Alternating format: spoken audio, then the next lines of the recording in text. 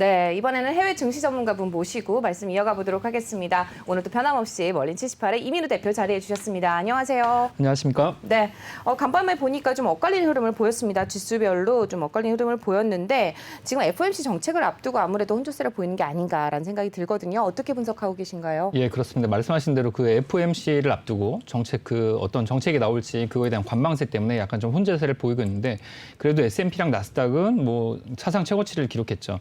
네, 이제 장 시작하면서부터 계속 올라간 건 아니고 중간에 좀 하락하다가 이제 반등을 좀 했는데 전체적으로 보시게 되면 기술주부터 상승을 좀 했습니다. 기술주 중에서도 실적 개선이 이제 예상이 되는 대형 기술주 중심으로 상승을 좀 했는데요. 네. 그 종목을 그 맵에서 한번 살펴보시면 그 마이크로소프트, 애플, 구글, 페이스북, 아마존, 테슬라처럼 계속 이제 어떻게 보면 이제 앞으로도 성장 가능성이 좀 있으면서 자산도 좀 있고 그리고 현금 보유가 좀 많은 그런 네. 기업들이 성장을 좀 했고 나머지 기업들 기술주가 상승을 했기 때문에 어떻게 보면 이제 지금 요즘에는 거의 법칙처럼 작용을 하고 있는데 기술주가 상승하면 금융주 중에 은행주가 좀 빠지고 있죠. 그래서 어저께 기술주가 상승을 하고 금융주가 좀 하락을 하는 모습을 좀 보였습니다.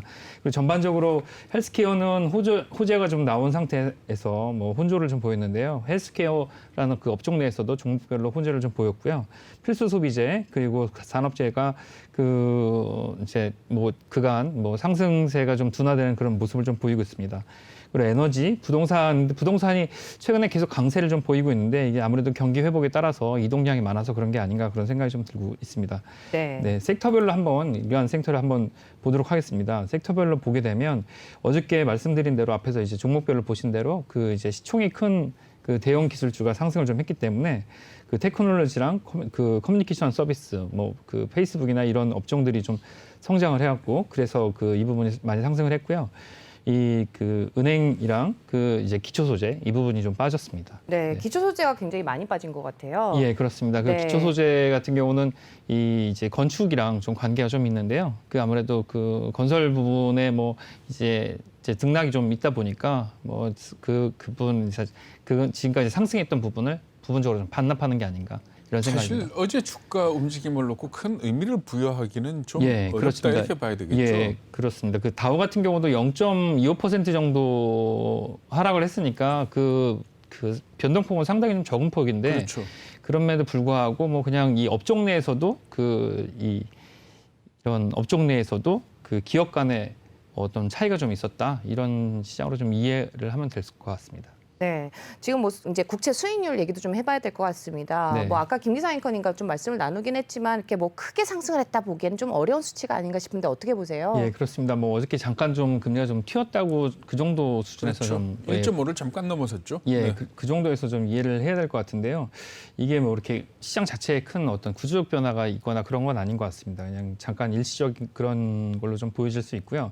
제가 이제 10년물 국채 수익률 표를 가져왔는데 국채 수익률 표를 가져온 이유는 지금 S&P랑 나스닥이 지금 최고 수익률을 지수 최고를 기록하고 있는데 사상 최고치를 그래서 왜 최고치를 기록하고 있는지를 제가 좀 가져왔는데요. 이 빨간 부분이 이제 국채 수익률이 급등했던 구간입니다. 그래서 급등해서 이때부터 이제 주가가 좀 이제 약세장이 빠지는 것이 아니냐 이런 얘기가 좀 있었고요.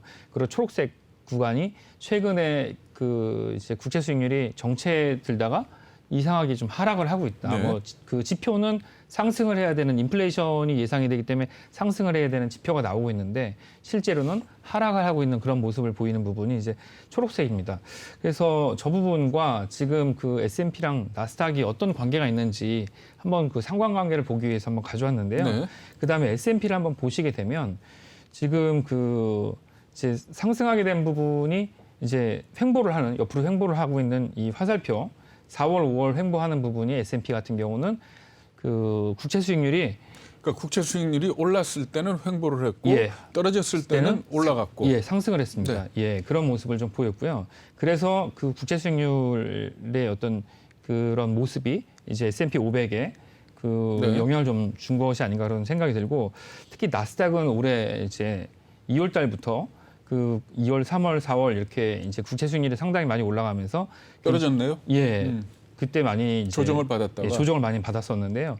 5월 달부터 6월 달에 국채 수익률이 이제 하락하면서 그때 상승폭이 상당히 컸습니다. 그랬죠. 예. 네. 그러니까 거의 뭐 공식같이 움직인다 이렇게 봐야 되겠네요. 예, 그렇습니다. 지금 이게 굉장히 그래도 강세장이라는 게 국채 수익률이 올라가고 있을 때 하락폭이나 어떤 뭐 조정폭은 상당히 적었고 국채 수익률이 하락하자마자 바로 반등하는 모습을 보이는 걸로 봐서는 그래도 강세장이라는 것은 좀 확실하다. 그러니까 국채 수익률이 올라갈 때 S&P는 횡보를 했고 예. 나스닥은 많이 떨어졌다는 얘기는 예. 나스닥 이외의 그 기술주가 아닌 가치주들이 올라가서 횡보를 하게 만들었을 거 아닙니까? 예, 그렇습니다. 그죠? 예, 그렇습니다. 그러니까 금리가 직접적으로 기술주하고 이 상관관계가 있는 걸로 봐야 되겠네요. 예, 그렇죠. 예, 특히 말씀하신 대로 나스닥 중에서 기술주 중에서도 그 실제 수익이 나지 않고 있는 그 성장주, 네. 이제 기대감으로 이제 많이 지금 주가가 많이 올라가 있는 그런 업종들이나 그런 종목들이 특히 많이 영향을 받았다 이렇게 볼 수가 있겠습니다. 네, 그렇다면 성장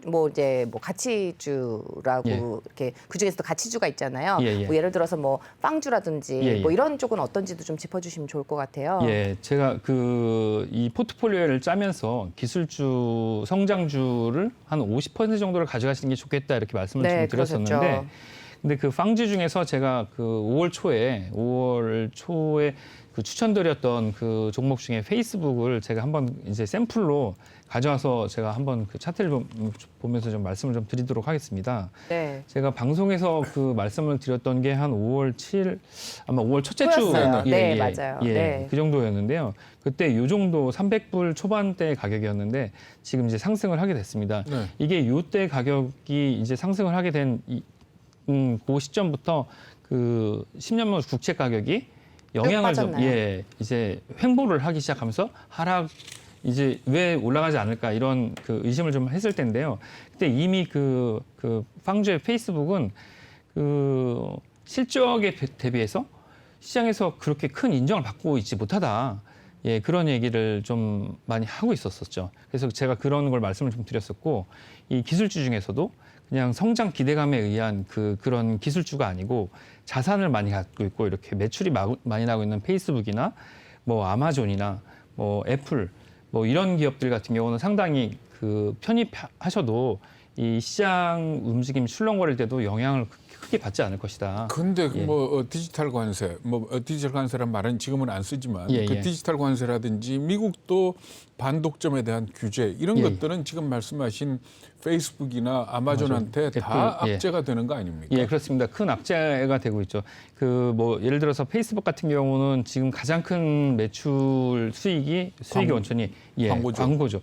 예, 광고인데 지금 이제 페이스북 같은 경우는 뉴스를 보다가 페이스북을 들어가면 그것과 그 뉴스와 나오죠. 관계된 그 상품이나 네네. 뭐 그런 소식들이 이제 바로 링크가 걸려오게 되는데 이것들에 대해서 제재를 좀 해야 된다. 이런 것들에 대한 법안이 민주당 발의로 지금 올라가 있는 상태입니다. 뭐 물론 대통령도 서명을 해야 되고 뭐 의회도 통과를 해야 네네. 되지만 그런 것들에 대한 말씀하신 그 반독점 규제 네. 이런 것들이 좀 문제가 좀 되고 있는데 그러면 이거 작년 애플과 그 페이스북에서의 문제 중에 애플이 그 모든 그 위치 정보를 예. 동의를 얻게 했죠. 예, 이제 이런 서비스 그 소셜 미디어를 사용할 때 이 위치 정보를 앱을 사용할 때 동의를 얻어야만 뭐 그걸 사용할 수 있게끔 해야 특히 페이스북은 위치 비관 광고를 그렇죠. 예, 제공하고 있으니까 그런 거에 대한 악재가 좀 있었는데 사실 이 자기의 위치를 제공을 해야 자기가 원하는 정보를 얻을 수 있다는 것 때문에 거의 대부분 뭐 95% 싸늘하죠. 이상이 동의를 다 해서 한글로 나옵니까? 예. 그래서 실제로 영향은 거의 없었습니다. 예, 그리고 오히려 페이스북보다는 여기에 입주해 있는 입점해 있는 예, 네. 입점에 있는 그 소기업, 영세 기업 이제 사업주들이 약간 타격을 받을 것이다 이런 얘기가 있었죠. 근데 이 황주의 페이스북도 만약에 이런 독점에 대한 규제가 발의가 돼서 통과가 될 때까지 뭐 이제 악재이긴 한데 통과가 될 때까지 상당한 시간이 걸릴 것이고 이게 지금 이 자체를 독점하는 게 이게 입법이 발의돼서 통과될 때까지 지금 미국과 중국이 이런 대결 구도를 가지고 있는데 중국에 들어가지도 못한 페이스북을 이렇게 규제했을 때 실제로 미국의 테크 기업에 그게 이제 치명타가 되지 않는가 하는 그 내부적 정치 문제가 하나 그렇죠. 예, 네. 있을 수 있고요. 또 두 번째는 새로운 유니콘 기업을 완전히 그 성장할 수 있는 차단하는 그런 기회를 만드는 것이 아닌가. 그래서 다른 기업들이 나올 수 있는 기회를 차단하는 것 때문에 이런 기업은 동일한 플랫폼을 더 이상 인수하지 못하게 하는 그런 정도에서 끝나지 않을까 이런 의견이 있습니다. 근데 지금 말씀하신 페이스북이나 아마존 같은 경우에는 기술주 중에서도 가치주에 속하는 거고 예, 그렇죠. 우리가 일반적으로 말하는 성장주는 정확하게 표현하면 성장 기대주 아닙니까? 예, 그렇죠. 기대주죠. 근데 기대주. 그 왜 네. 오늘 기사를 보니까 전기 트럭 업체 로즈타운 모터스라는 데가 네. CEO하고 CFO가 동시에 사퇴한다라는 네네. 얘기 때문에 18%가 넘게 떨어졌던데 예. 전 그걸 보면서 느낀 게 뭔가 하면 혹시 그러니까 네. 성장주들이 금리가 올라가면 제일 걱정하는 게 자금 조달이 어려워지고 투자 받기가 어려워지는 예. 그거 아닙니까? 네. 그랬을 때 그런 현상이 나타나고 있는 것 아닌지 네. 어떻게 봐야 될까요? 충분히 그럴 가능성이 있습니다. 그 말씀하셨던 로즈타운 모터스 같은 경우는 뭐 미국에서 중국 기업 퇴출시키는데 뭐 중국 기업이 회계 부정이 있다, 뭐 문제가 있다, 뭐 이런 얘기를 하는데 네. 사실 로즈타운 모터스 같은 경우는 공모의 리포트가 나오고 나서 알려진 거지만 로즈타운 모터스는 자기가 이제 주문을 받은 그 차량 그 발주 주문 받은 대수가 뭐 얼마다 얘기를 했는데 그게 사실 그게 가짜야. 이제 허위 공시를 한 거거든요. 이제 미국 기업도 허위 공시를 하고 있는 마당에 뭐 중국 기업이 회계에 문제가 있다고 이제 막 그러는 건데 사실 그 로즈타운 그 모터스 같은 경우는 허위 공시를 통해서 이제 문제가 되는 거죠. 근데 그런 이제 부실한 기업들이 검증이 되지 않은 채 유동성에 의해서 많이 성장을 했는데 말씀하신 대로 이 유동성이 말라가기 시작하면 그런 기업들은 바로 뭐 저기가 되겠죠. 뭐 워렌 버핏이 이 이야기를 네네. 했었죠. 뭐 물이 다 빠지고 나면 네. 누가 옷을 입고 수영을 했는지 옷을 벗고 수영을 했는지 알 수 있다. 예, 알 수 있다고. 예, 그런 얘기를 했는데 그런 상황이 될 수가 있을 것으로 봅니다. 뭐 한참 그 미국에서 유행했던 스펙이 지금 우리나라로 와서 지금 민주식 이상 가는 스펙, 우리나라의 스펙 광풍이 지금 불고 있는데 네네. 예, 뭐 코인 이상으로 지금 급등을 하고 있더라고요. 뭐 어마어마하던데 뭐 작년에 그 우선주 광풍 그랬죠. 네. 말도 안 되게 오른 것처럼. 근데 이제 그런 것처럼 이거 잘 알고 해야 되는데도 불구하고 그냥 단지 기대감으로 말씀하신 기대주들이 상정하는 거에는 굉장히 큰 악영향이 갈 수가 있겠죠. 네. 네. 뭐 지금 시장의 관심사는 FOMC인 것 같은데 그 전에 네. 좀 금리에 대해서 좀 말씀을 조금 더 나눠봐도 될까 싶습니다. 네. 지금 인플레이션율 같은 경우는 뭔지 4% 5월에 소비자 기대 인플레이션이 4%로 나왔는데 지금 뭐 계속해서 역대 최고 수준이다. 근데 일시적일 거다. 뭐 이런 네. 의견들이 있어요. 이 예. 부분에 대해서는 어떻게 보시는지 여쭤봐도 네. 될까요? 그 일시적인 거라는 얘기는 이제 연준에서 그 이제 그런 예상을 했던 것으로 이제 처음부터 예, 이렇게 의견이 나왔고 그거에 대해서 연준 얘기를 시장에선 뭐 반신반의하다가 결과적으로 그 구성 내용을 하나씩 보니까 이제 결과적으로 연준 말이 맞았다 이런 쪽으로 좀 그랬죠. 예, 네. 수렴이 되고 있는 것 같습니다.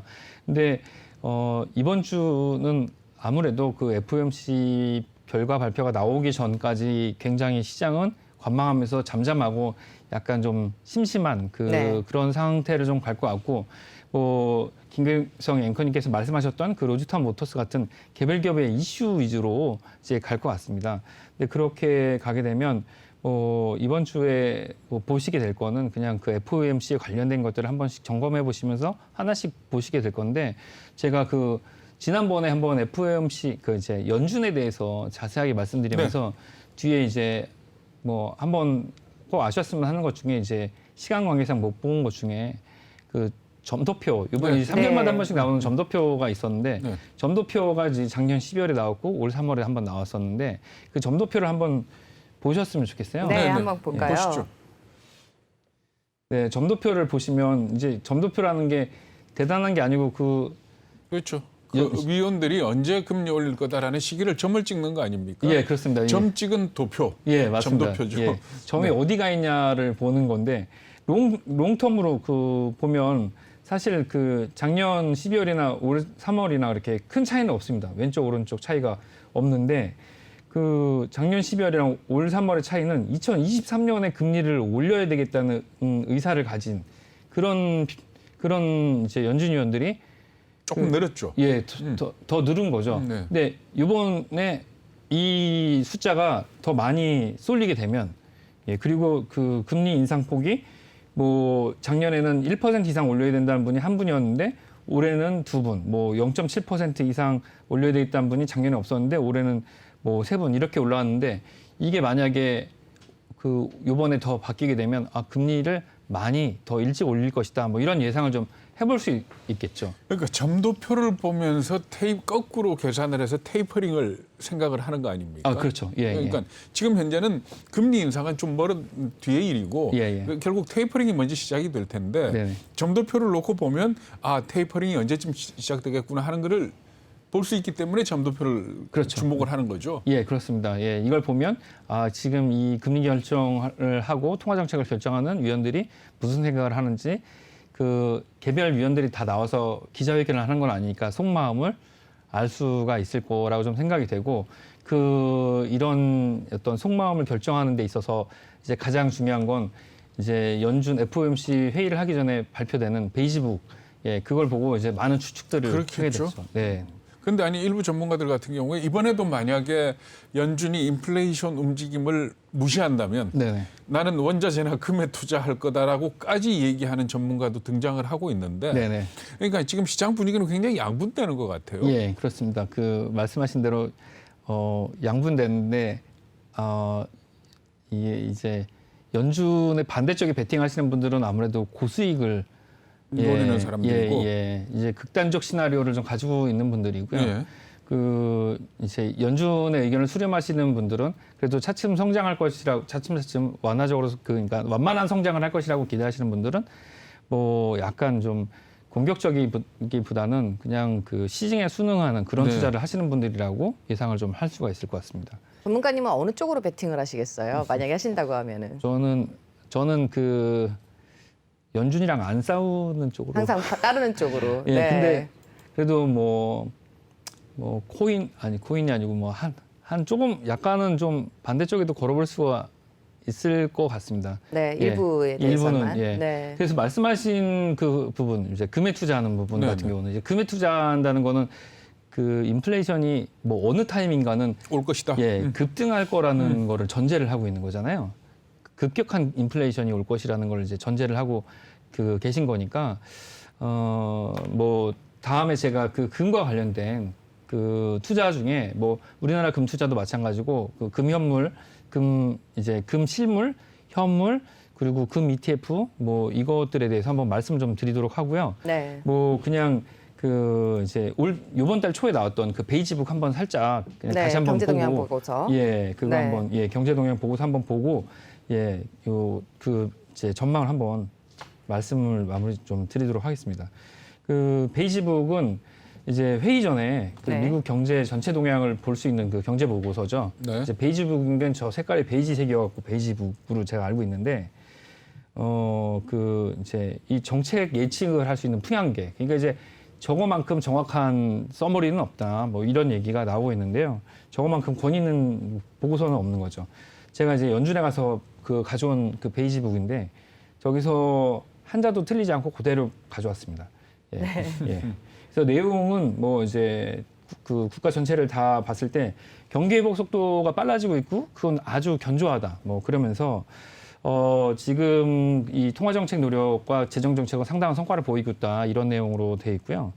그리고 이제 다음번에 이제 세 가지 부분의 경제 성장, 고용, 그리고 이제 물가 상승, 물가 이런 부분은 나와 있었는데 고용 시장도 회복되고 있는데 이제 문제를 삼고 있는 게 저임금, 저숙련 노동자에 대한 그런 부분에 대한 걱정을 좀 하고 있고 이 고용 시장에서 이 고용주와 고용이 이제 일자리를 찾는 노동자와 이 노동 시장에 어떤 미스매치가 좀 있다는 거 그리고 이런 미스매치 때문에 건설 시장에서 이제 원자재 가격 상승이랑 함께 이제 실제 물가 상승을 견인하는데 어떤 영향이 있다. 뭐 이런 내용이 좀 있습니다. 그래서 지금 봤을 때 이게 뭐 이런 문제들 이것도 어떻게 보면 계절적 영향이라고 좀 할 수가 있는데 이게 지속된다고는 볼 수가 없는 거죠. 연준 얘기로 봤을 때는. 네. 예, 그런 내용이니까 이걸로 봐서는 연준에서 이번에 어차피 특별하게 굉장히 태도 변화가 있기보다는 시점의 조정 정도 뭐 이 정도가 있지 않을까 이렇게 예상을 좀 해볼 수 있을 것 그 같습니다. 시점의 조정 가지고도 시장이 뭐 발작을 하거나 조금 과하게 해석을 할 가능성도 있을까요? 그 정도 시점 조정, 그러니까 이 시점이 과격하게 네, 갑자기 확 당기는 예. 게 아니라면. 금리 인상을 뭐 내년 말쯤 할 것을 내년 초반에 한다던가 이제 그러면 6개월밖에 안 남은 거거든요. 그렇죠. 근데 아니 뭐 그런 과격한 표현이 것 같지는 등장하지는 않죠. 않을 아니, 예, 것 예. 같고 네. 예를 들어 뭐 고용 시장에서 네. 상당한 진전이 있었다라든지 네, 네, 이런 네. 식의 표현이 등장을 하면 아, 일단 그거는- 긴장을 하겠죠. 예, 그렇죠. 고용시장에서 진전이 있었다는 거는 임금 인상 얘기가 되는 거고 그렇죠. 임금 인상이 된다 그러면 진짜 인플레이션이 올 수가 있다는 얘기가 되는 거니까요. 예. 그러면 만약에 정말 이번 FOMC에서 네네. 어떤 힌트가 나온다. 네네. 그러니까 지난번하고 다르게 조금 뭔가 힌트가 나온다라는 걸 전제로 했을 때 시장 움직임은 어떨 걸로 전망할 수 있을까요? 일단 그 이번에도 계속 항상 도비씨에서 연주는 도대체 비둘기로만 이루어졌는지 이런 얘기를 할 수도 있을 것 같은데 특별히 이번에도 그렇게 막 공격적인 얘기가 나오지 않을 거기 때문에 시장은 우리 다 알고 있었다. 근데 뭔가를 더 다오 이렇게 얘기를 할 수 있을 것 같고요. 전반적으로 봤을 때 시장은 지금의 강보합 흐름을 좀 더 가져갈 것 같습니다. 그러니까 아니 시장에서 지금 기대하고 있는 거는 사실 가만히 이렇게 보면은 6월 달에는 좀 가만히 있고 네네. 8월 달에 네. 잭슨 홀 미팅쯤에서 네. 테이퍼링 얘기가 나온다면 그거는 받아들일 수 있는 그런 분위기인 것 그렇죠. 같더라고요. 예, 예. 근데 만약에 6월 달에 한 2달 빨리 네. 테이퍼링에 대한 언급이 테이퍼링을 고려해 봐야 된다라든가 하는 네네. 언급이 나온다면은 분명히 시장은 반응을 할 거 아닙니까? 예, 그렇다면 말씀하신 대로 그런 그 성장 기대주 이런 종목들은 영향을 상당히 좀 받을 것으로 좀 보여지고 업종 내에서 이런 그 차별이 좀 종목별로 차별이 좀 있을 것으로 좀 생각이 됩니다. 테슬라는 성장 기대주입니까? 가치주입니까? 성장 기대주에 가까운데요. 테슬라는 의견이 상당히 분분합니다. 그렇죠. 예. 예. 그래서 테슬라가 그래서 뭐 그 테슬라 모델 S 플레이드인가 그거 제가 네. 그 발표회도 제가 그거를 봤는데 굉장하더라고요. 그 차가 그 슈퍼카 뭐 몇 억 한 3, 4억 하는 슈퍼카보다 더 좋은 하이퍼카만큼의 성능을 뭐 제로백이 막 2.4초 나오고 막 엄청난데 물론 차는 강철이기 때문에 하이퍼카만큼은 그런 이제 안전성은 확보되지 않지만 뭐 그것도 그렇게 발표해놓고 안 만들 수도 있다고 그러더라고요. 뭐 아니 오늘 기사 나온 걸로는 앞에서 얘기했지만은 그 신형 배터리셀을 못 만든 거 아니냐. 예, 그렇죠. 뭐 예. 그런 얘기도 나오곤 있는데 어쨌든 간에 우리 서학개미들이 제일 많이 갖고 있는 게 테슬라 아닙니까? 이걸 네. 뭐 가치 판단으로 테슬라 갖고 있어야 돼 말아야 돼가 아니고 네네. 정말 이 테슬라에 대해서는 공부할 부분이 무지하게 많은 것 많습니다. 같거든요. 네. 예, 그렇습니다. 네. 지금 요즘에도 그러면 혹시 고객들 중에서 테슬라 사면 어때요라고 오는 사람들이 있습니까? 그 테슬라를 안 파시는 분들이 있고요. 신규로 매수하시는 분들은 없습니다. 많이 줄어들었습니까? 예, 그러니까 신규 매수는 없으시고 가지고 계신 분들은 계속 가지고 계시고요. 예, 실제 상담을 요청하실 때 어느 가격쯤에 팔아야 되냐고 물어보시는 분들은 있습니다. 신규 매수는 없고요. 근데 매수 단가가 워낙 낮았기 때문에 대부분 다 높은 수익을 좀 보셨죠. 그러면 지금 만약에 금리가 좀 빨리 오르는 것을 네네. 전제로 했을 때 네. 미국 시장에 대한 포트폴리오 구성을 어떻게 바꾸면 좋을까요? 네, 금리가 빨리 오른다고 예상을 그러니까 하기 긴축이 빨리 시작된다. 긴축이 빨리 시작된다고 봤을 때요.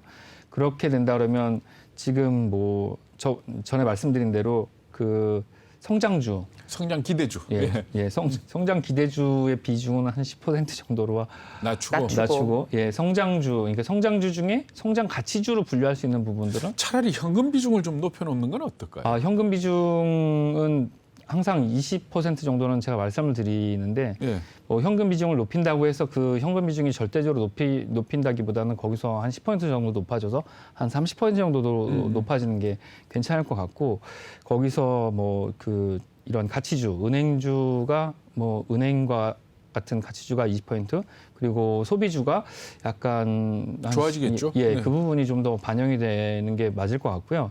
그 부분은 이게 계절마다 조금 그 조정이 될 수 있는 한 20% 정도의 룸을 좀 가지고 가는 게 전략적으로 좀 맞을 것 같습니다.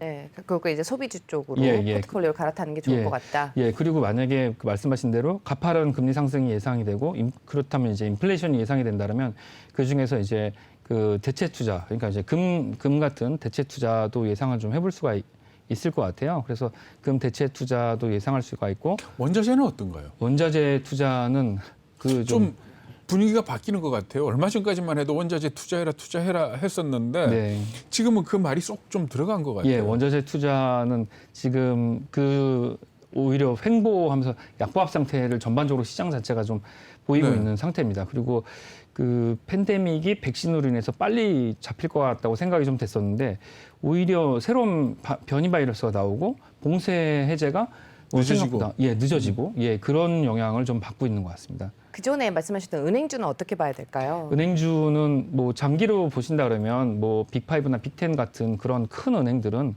여전히 보유하시는 건 괜찮다고 보여지고요. 일단 은행주 자체가 이제 그런 큰 은행들은 배당을 계속 하고 있기 때문에 그리고 또 뭐 이 배당과 뭐 관련된 주식이라고 보게 되면 이게 이제 이런 차익에 대한 뭐 그러니까 투자자의 성향을 이렇게 스펙트럼으로 구성을 하면 네. 은행주 투자하는 사람하고 게임스탑 투자하는 사람이 네. 정반대에 예, 그렇죠. 있는 거 아닙니까? 네네. 그렇죠? 그러니까 네.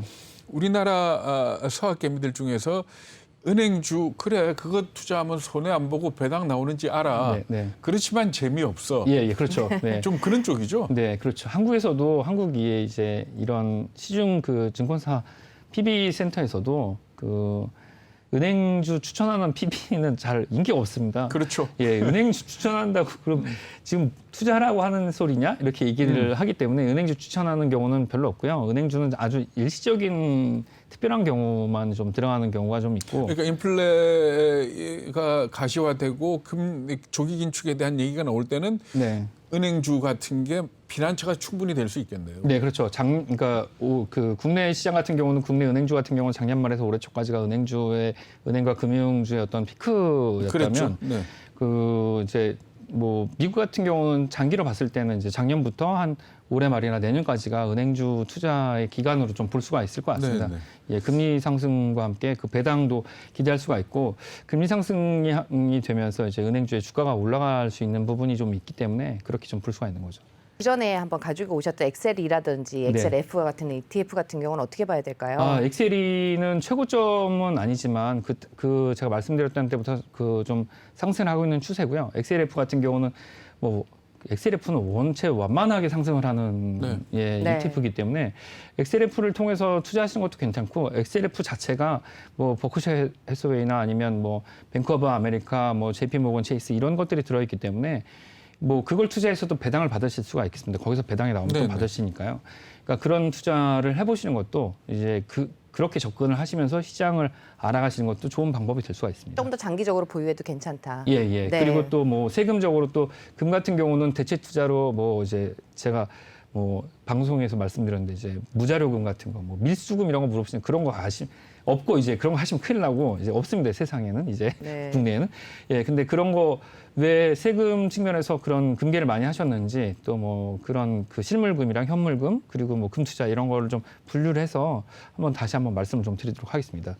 근데 뭐 많이들 원하는 게 사실 그 세금 없는 뒷금 아닙니까? 예, 그렇습니다. 뭐 네. 많이들 틀어막았다 그러지만 또 여전히 있는 건 또 사실이고. 예, 네, 그렇죠. 뭐, 예. 근데 안 됩니다. 나중에 좀, 만약에 그 금액이 크면, 안 좋습니다. 네, 좋은 말씀으로 말씀드리겠습니다. 네, 거기까지 마무리를 하도록 하겠습니다. 항상 좀 좋게 표현을 해주시는데요. 네, 오늘 도움 말씀 주신 분 멀린 78의 이민우 대표였습니다. 말씀 고맙습니다. 감사합니다.